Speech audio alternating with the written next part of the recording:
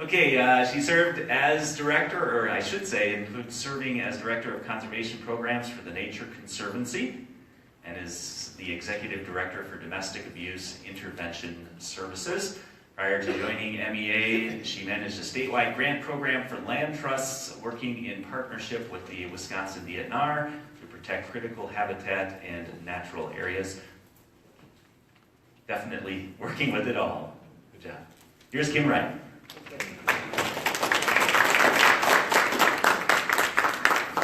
So I'm really happy to be here. You're some of my favorite folks around the state, working to make democracy work for everyone. I like that, and thank you very much. So this idea, and thank you, we are here to play to win, Howard. We are. So this power of the law, I'm going to use a couple of case examples to show you that that's not always the easiest thing to do, but it's the right thing to do, but it's not as easy as riding in on a white horse, but not to get into the weeds of the legal arguments, but just to try to give you an idea of what citizens go through in their quest for environmental justice. So we don't really mean this to be a platitude. Citizen voices matter. In Wisconsin, we've been on kind of a dress rehearsal for what the rest of the country is coming into. We've had a government that is antagonistic toward regulation and public health and has stripped the good men and women in our agencies of resources and autonomy. And I think, hopefully we've developed a few muscles here, but citizens are always important, yesterday, today, tomorrow, and I'm really honored that that's who we serve in our organization. So I usually make somebody read this out loud, but I want to keep within the time limit. But this is one of our unsung heroes in Wisconsin. Lynn Christensen has worked for over 50 years protecting the public's rights in the environment, and he believes deeply that if all of us don't do our part, and if all of us don't have fair rules that we can get into the game with, that there's not much better than that. So I may have postcards in my backpack that I will share this with you, but I put this up because we need to remember who we are here in Wisconsin. We have a constitutional right to the waters of the state. The state works for us. We're the owners. Really important to remember, even if people in power tend to forget this. So, how many of you have heard of this? There's the Legislative Audit Bureau released a report a number of months ago now on, does it say WIPDs up there? I'll only say this once. There's a national water pollution program, WIPDs, Wisconsin Pollution and Elimination Discharge System Permits, and it's the Clean Water Act, federal law that's administered by the state. And there was a report that showed just the wholesale failure of Wisconsin. And it's really a shame because we were a leader in the nation. When the Clean Water Act was passed, they tapped people in our DNR and in our university systems to write the implementing regulations because we were already using science to manage our waters. We needed the regs to hold people accountable, but we were doing a really good job. So it's unacceptable that we've fallen quite this far. And I've embedded links throughout this, assuming you'd have access to it to get to there. I mean, I know they're not very readable, but that's why I did that. So Crosse County, really great examples of functioning governments. After the Legislative Audit Bureau report came out, the Public Health Committee of the county board, Monica Caruso, the chair, passed a resolution letting the state of Wisconsin know they need to do a better job. This flows downhill. When the state isn't doing their job, it makes it more expensive for the county, more expensive for the city, just makes everybody's work harder. So this kind of thing, La Crosse is certainly a leader, La Crosse County, the city, but this kind of thing is happening around the state. Communities are passing resolutions, letting the state know we're not happy that you're making our lives harder. So if you don't know this resource, and I know Mark is going to talk about this, please go and look at this series, the 7-part series on drinking water, the Center for Investigative Journalism.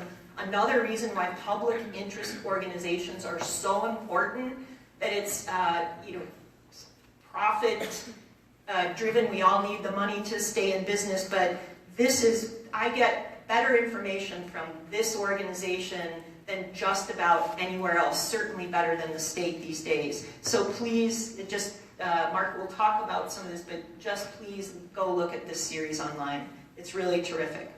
So here's one of these cases, and I don't really expect you to look at all that gobbledygook, a lot of language up there, but this is really important. So it took about 6 years for citizens to fight a good fight that you could say we maybe lost, but we turned it into a win, like Howard is saying we need to do. So in the city of Green Bay, Koch brothers owned a paper mill, Fort James at the time. Primarily a group called the Clean Water Action Council in Green Bay, one of the longest, most active citizen groups in the state. I think they now have a half-time staff person, but volunteer throughout most of their history.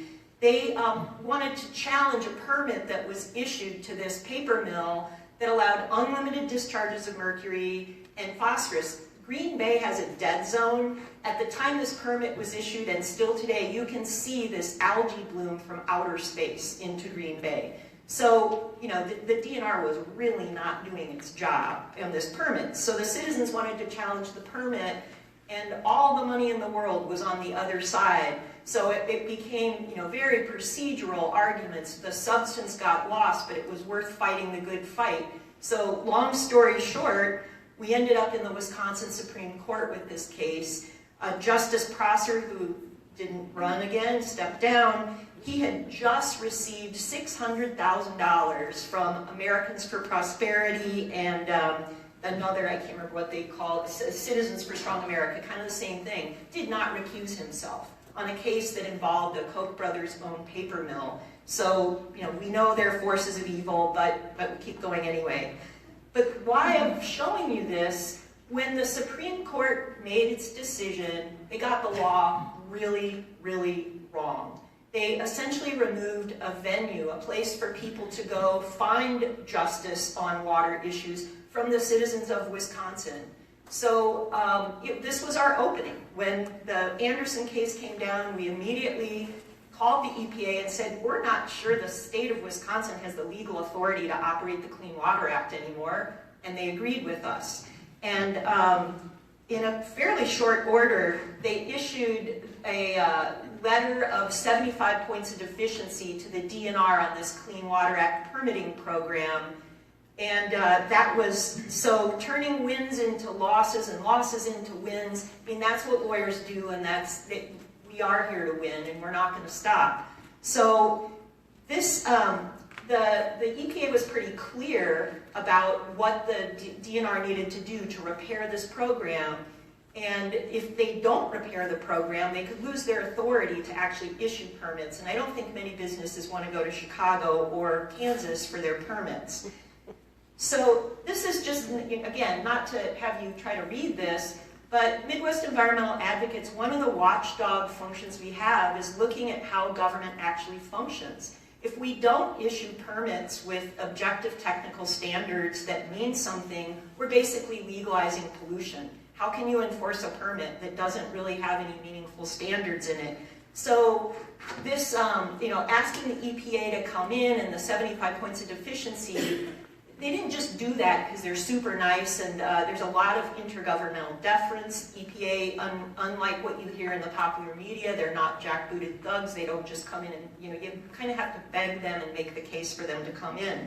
But we had done the work over the years, just really tracking how government actually issues and enforces these permits. So I think this is not news to anybody. You've probably seen the news stories over the years, that especially in the Walker administration, problems did not start here, but they've gotten much worse. So, basic fines for really serious pollution are down. That's important because the law takes into account the government can't be everywhere all the time, and so they're pretty stiff fines. You've got to have some kind of a deterrent effect. We've actually had calls in our office from industries saying, can't you go after so-and-so? They're not following anything, and it puts us at a competitive disadvantage. What can you do to help us? You know, we can't always do everything that needs to be done, but it matters. It mattered. Most businesses actually follow the rules. And when the government doesn't hold the bad actors accountable, again, other people pay for that. So, as a result of all of this, the 75 points of deficiency, DNR was just not doing anything. They were dragging their feet. They were telling the EPA that they had fixed a lot of the problems, and we were in court with DNR and the Department of Justice, and they were arguing exactly the opposite, that they were telling the EPA that they had done, fix the problems, some of the problems that had been pointed out. So our response to that, again, trying to play to win here, we filed a petition for corrective action with the EPA saying, you either bring Wisconsin back into compliance with the Clean Water Act or take our authority away to run this program. And we did that on behalf of 16 Wisconsin citizens, and we did that for a very important reason. There were a lot of headlines. It's still in the news. One of the theories we had in doing this as well was that, as Howard says, everybody cares about water, but good, reasonable people think their government is taking care of it. So one of the things we hope to do in the petition for corrective action, this 80-page petition on just how bad things are in Wisconsin, was to help people understand how broken the system is so that they would realize their voices are needed. And I know in your work you see that all the time. There's kind of a tipping point when people realize it's time to get off the couch on an issue they care about. And this happened so well. We've gotten calls from all over the state, from all kinds of organizations, from hunting and fishing clubs to lake associations, to leagues of women voters, to faith communities. People care about water.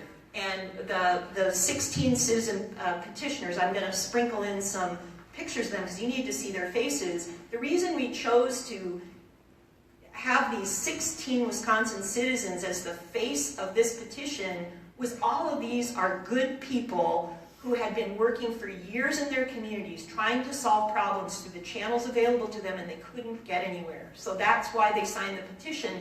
But also, who wants to read an 80-page legal document full of legal and technical details? It's really easy to lose what's important there. So these 16 petitioners, their life, how dirty water, how lack of proper regulation impacts real people is what they're standing for and what they're talking about around the state and what they're showing all of us. So I mentioned Clean Water Action Council. Dean Hoger is the ED, I think their first paid staff. They were really important in the Anderson case, and Dean signed up for the petition right away because they have been working on Clean Water Act issues around the state forever, and they've seen the program just go downhill, and they were done. Cheryl Nin, she is an awesome urban scientist. She's the Milwaukee Riverkeeper, so she's the one out on the big boat. She's going around trying to find the sources of human waste and all kinds of bacteria in the water. She does cool things like bring in dogs that can sniff out bacteria and find sewer breaks. I mean, she's an awesome person, and she's really worked hard for water in the state. She signed the petition because she has done everything she can do. And if the DNR can't, get busy and do its job, then we need the EPA to step in. Dave Michael, he's an amazing guy, like so many people in Wisconsin, a retired DNR biologist. He actually left in the Doyle administration, being very frustrated that his work was not being appreciated. The long-term data sets, the deep science that he's been doing for decades was just taking a back burner. So he retired, and he maintains his research throughout the lower Wisconsin Riverway. Great guy. He signed on to the petition because he knows firsthand just how bad things are. And this lovely lower Wisconsin Riverway that we've invested so much money in cleaning up is now going downhill again, not economically rational by anybody's standards. Another one of our petitioners, April Stone Dahl, signed the petition. She's a member of the Bad River Band of Lake Superior, Ojibwe. She runs a traditional knowledge camp. She, 2 years in a row on Lake Superior, had to shut down part of her program because the water was filled with toxic algae. They could not use the water to maintain their cultural heritage in this camp. So that's why she signed on. She's another person. She's a volunteer with the Bad River Water Association, not a tribal organization, a citizen scientist, really, making sure that they know the state of that watershed. It was very helpful when the Pinokie mine was a threat. They had good baseline data. She's worked really hard for clean water, and she expects her government to do the same. So kind of going to the second example of a legal battle. So I put up the acronym. Everybody here, concentrated animal feeding operations, basically industrial livestock operations. And I won't pretend like I like them, but so sorry. So in 2003, a Democratic legislature, Democratic governor, Governor Doyle, passed what I think is, if not the one of the most harmful public policies to water in the history of Wisconsin. They basically took local control away over the siting of these giant industrial livestock operations. Midwest environmental advocates had been working with communities since 1999 when we were founded. When a big operation would come into a community, they were able to put on special conditions. They could put conditions on, we want you to monitor groundwater. We want you to monitor air. We want you to tell us that you're really running a tight ship here and then you're not polluting our air and water and making our lives hard and ruining our property values and ruining our quality of life. So, lo and behold, it was really hard to find a community that actually wanted one of these things and wouldn't put reasonable conditions to protect public health. So, buckets of money seem to call the day. And right now, I think everyone in this room knows about the Groundwater Bill. Thousands and thousands of people for years now in Wisconsin have told the legislature, we don't want it. Same thing happened here. Thousands of people said, this is not right, do not take local control away, we don't like it, but somehow buckets of money made a difference. So just some examples of, very similar to some of the arguments we're hearing today over groundwater. I don't have really specific data, but I'll just tell you, I called Mike Bulow at the Wisconsin Democracy Campaign to see if he could shed any light on this time, and he said that right after this bill passed, Governor Doyle was not running for re-election. He had the second largest campaign contributions from the ag industry than in any 6-month period in his political career. So money talks, and I put this up because it's really easy to see how bad things are in the Walker administration, but citizens are really important because big money is out there every single day, and it's up to us to do what we can to keep that system clean. The important part of this is when that law passed, we've had this exponential growth in these industrial livestock operations, and at the same time we've had a decrease in the number of staff at the DNR, the resources available to the staff that are left, and those that are left, their science-based decision making is overruled on a daily basis by the political appointees in management. So there are great men and women still in our DNR. They're just really hamstrung on a number of levels. And again, this is the Center for Investigative Journalism. They have some of the best information in the state on these CAFOs, also on frac sand. Please go to their website. This is an interactive, there are all kinds of information embedded in this slide, but please go look at it. Really good information. So deja vu all over again with the Anderson case, 6 years of citizens fighting to end up in a Supreme Court where I think there should have been some recusals. So in Kewanee County, have many of you heard about Kewanee County groundwater problems? You're going to hear probably more today. It's the Door Peninsula, wrong mitten, see I can't figure that out up here. But it's this area of this state, and beautiful, you know, the Lake Michigan shoreline in this county, beautiful, beautiful tourism area used to be, and they have very thin soils with a fractured bedrock. So pretty much anything on top of the soil it goes to the groundwater. Simplification, you're going to hear more about that later. But there were citizens that a big CAFO applied to pretty much double their herd.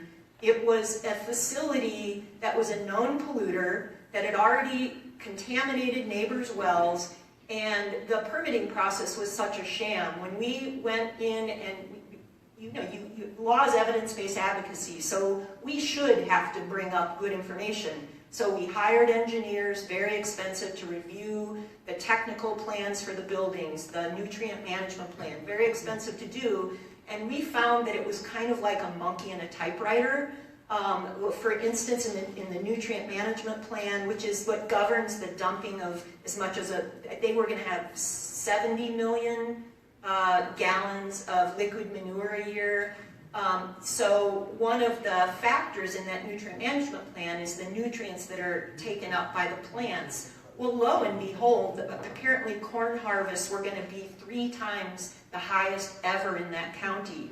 So it sometimes seems that some of the vendors that work for these big facilities work to make the numbers work and not always following the objective technical standards in the law. So these citizens wanted to challenge the permit. They did not, they couldn't get rid of the CAFO, it had been there a long time, that wasn't their intent. They wanted reasonable conditions in the permit. That's what they signed on for. So that was back in whatever I said it was up there, 2012, I believe. But anyway, so it's the same thing over again. So we had a win at the administrative court level. Judge Bolt, who's since retired, when it was a 4-day hearing, like a trial, very expensive, 4 whole days with one of the biggest law firms in the state, 3 to 4 to 5 lawyers, a parade of expensive experts, and this was all to avoid what would have cost about $40,000. What the citizens won at the contested case hearing was an animal cap. How do you decide how much manure to manage for if you don't know how many animals are going to be there? And we're not talking 300, we're talking 7,000 cows, so it's a big deal. And they also won the groundwater monitoring at both the production facility and in some of the spreading fields, which was a very reasonable permit condition when you know that all of these wells are already contaminated in the area. So, so the reason I talked about this, how many lawyers are at this hearing, this is just the first phase of litigation, really expensive, the most expensive case we've ever done, and I can tell you our staff does not make what the big silk stocking law firm makes at all. So again, just for the Tremmel family in Kewanee County, on our website there's a short, maybe 8-minute film. Please go on and watch it. So they almost lost their daughter. This little girl was 6 months old. Their neighbor called and said, "Stop drinking your water. Our water's running brown. Stop drinking the water." But they gave their kids a bath that night, and she must have sucked on a washcloth. She was in intensive care on dialysis with severe E. coli poisoning. This farm, that was her husband's Century Farm, totally restored the farm. Very proud, you know, been in their family for over 100 years. They had to leave. They moved to Green Bay. They wanted city water. They couldn't put there. But the reason I have this picture up is they were pretty much standing alone with MEA lawyers. There just wasn't a community support for them back then in 2004. But I'm also putting it up because of all these problems in Kewanee County. There are many families who've been sickened, many kids who have been sickened up in this area of the state. And these citizens had to sue their own government just to get reasonable conditions in the permits. So Lynn and Nancy Utesh are just superheroes. They're the kind of people that not many of us can be, but we should all stand next to them and you know, protect them. They and other folks up there created a group called Kewanee Cares. And when we first entered into this legal battle over this permit, there were maybe about 10 or 15 citizens that were there, fairly regularly. And there were people who cared, but they weren't really showing up. Now there are hundreds of people that are working together. The county is doing a good job. There's, people are really, really working. And it's when Judy Tremmel shows up to these meetings, she just has a big smile on her face, to see that the people there now are not alone and they have a chance. And this, again, not to get in the weeds here about all the details, but you can see what the slide says. These good people who they're farmers themselves, they got blackballed by the DNR. And these are pictures of headlines. Boy, was that a big deal. You can't really keep information from citizens because you want to. So that's the kind of things citizens are up against in their own government. And again, we have good men and women in that agency, but their hands are really tied. And one of the sins of the UTESHs was the DNR used to track complaints when they came in, so they knew what was happening around the state. They started asking, they'd call a hotline, follow it up with something in writing, and ask for something in writing back for the DNR because they wanted a record and they knew that the complaints were not being tracked. So there's lots and lots of problems that just kind of vanished. That was their sin. That's why they got blackballed from getting information. Of course, that had to go the other way. So I mentioned the Pinocchio Hills, the big iron mine battle. You guys know about that a few years ago. One of the early bad ideas of the legislature when Walker came in was to pass an iron mining bill that basically exempted iron mining from pretty much all environmental regulations.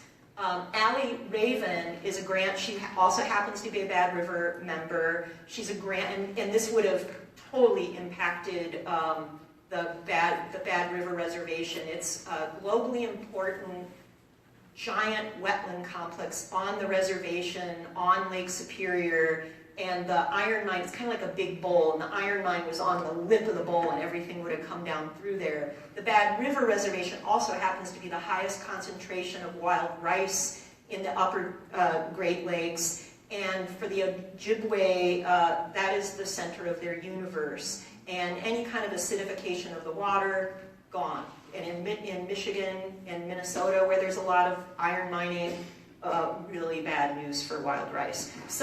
But her issue was, she lives up in Lake Superior, and she would drive 6 hours to a hearing to have a say, and there were so many people showing up that if they ran out of time, nothing for you. So she just found that no one wanted to listen to her, and she had something to say. She's a grandmother, and she wasn't going to sit down. So just kind of bringing a little bit of a bow and around this CAFO issue, the great thing is in the 7 years that I've been working on this issue, citizens are just popping up. And one of the things I'm really proud that Midwest Environmental Advocates had some part in was people were being kind of NIMBYized, not in my backyard, because they're CAFO all over the state, and they're like, oh, it's just because it's in your backyard. So we were working with all of these community groups, and it seemed really important that this is a statewide problem. This is not, and it's getting bigger every day. So there's a group that is really strong now called Sustaining Rural Wisconsin Network. So it's an umbrella group where all of these local groups are feeding through, and they have the power of unity in their voice. And this Raise a Stink, they've had 2 demonstrations on the steps of the Capitol, just letting, if the legislators don't want to really listen, they're just going to be in their face and say as much as they can. So they've done 2 demonstrations now, Raise a Stink, just to, and what happens is actually humbling and beautiful and moving. There are people who get up on the Capitol steps and talk about their experience. What it's like to not be able to drink your water, what it's like to be having memory problems and have to put notes up all over your house so you don't forget and brush your teeth and make yourself sick. People's daily lives, this isn't just, inconvenience for business regulations. It's like Howard said, safe, clean drinking water. This is about us. This is about our families. And so I'm just really proud of these people that it's hard work, they have jobs, they have kids, they have responsibilities, and they do all of this on top of it. Another piece of amazing good news is that the CAFO group were kind of the beginning of this, but recently we had over 500 citizens show up in the Capitol to just be heard on water, and they did it all on their own, all volunteers. There weren't any environmental organizations. I certainly was supportive. We didn't organize it. We didn't pay for it. It was citizens themselves, and I really encourage you to go to this website. I got another picture of that. That this is what Wisconsin is about. It's people coming together, and these are not people that all vote the same way, that look the same way, that pray the same way. They're people who care about water. And again, this is Wisconsin at its best. People who care about water, and they will not be silenced. So I think I might be going a little long here, so I'm going to hurry up. So this is another one of our petitioners, Jim Swanson. He knows firsthand of how bad pollution is. In Menominee, Tainter and Menominee lakes, they're kind of the poster lakes of just being choked with algae. People who live even blocks away, they'll get headaches and actually throw up on a hot day. You know, just the smell and it's pretty awful. He made the mistake of buying a house on one of those lakes in the winter, and then sold his house, moved away. He's still, I don't know how many blocks away he is now, but he can't barbecue if the wind's in the wrong direction in the summer. But this is a guy, a retired school teacher. He's on every committee, the Red Cedar, it's a watershed group. Red Cedar River Water Quality Partnership. One of the best science groups, volunteers, UW Stout, all these people coming together to solve their local water problems. This is Jim Swanson, just working all the time and not getting anywhere through the channels available. So that's why he signed the petition. And again, not to really go into the details here, but who knows what the Wisconsin Conservation Congress is? Used to be kind of, traditional white guy hunting and fishing stuff. And this, just in our spring elections, these are the kinds of resolutions that were there. People all over the state brought the issues that they care about. And of course, there were all kinds of really important resolutions on fish harvests and hunting regulations. But this is the stuff they care about. And this is everybody around the state. And Jim and a lot of our petitioners were people here. I just feel so, sorry, I keep whacking that. I feel so lucky that a lot of these people are people that I have the privilege to know around the state, and that's why I'm optimistic. We have the law, but we got these guys. So, hot off the presses. This is one of the coolest things ever. So after we filed our petition for corrective action to EPA, we started getting all these calls from retired DNR. What can we do to help? What can we do to help? And everybody was trying to crack the nut. How do we build some framework? Well, right now, there's this group, Wisconsin's Green Fire Voices for Conservation, that is primarily retired DNR scientists, but university folks, other federal agency folks, and we're creating a 501c3 organization, and they are coming together because they know science matters, and they want to be that voice. And media already are flooding in saying we want to talk to people, and we're trying to catch up with it all. But right now we've got 70 members, and we haven't even sort of started. We haven't even put out a membership call yet. So these are the great things that are going on, and the good people that are involved. Ron Grasshoff, he's one of our petitioners, another retired DNR. He's on the interim board doing a lot of hard work in many levels. He has been speaking around the state on the petition for corrective action and what it means and why it matters, again, as a volunteer. And Bob Martini has been on a pedestal for me since the 90s. When he was in DNR, he did a very important Northern Lakes initiative where he did a study of the undeveloped or less developed lakes so that we could do something about protecting those really important ecological systems. So this is the caliber of guy who is in this, and they are almost all guys, not many. I'm kind of one of the guys. So this is one of the people in the Green Fire group. People like this, they've worked their whole lives and they're gonna work more because they really believe in, they want their legacy protected. I just threw this in because this stuff matters. This is the Wisconsin River pre-Clean Water Act. Wisconsin River post-Clean Water Act. This stuff really matters.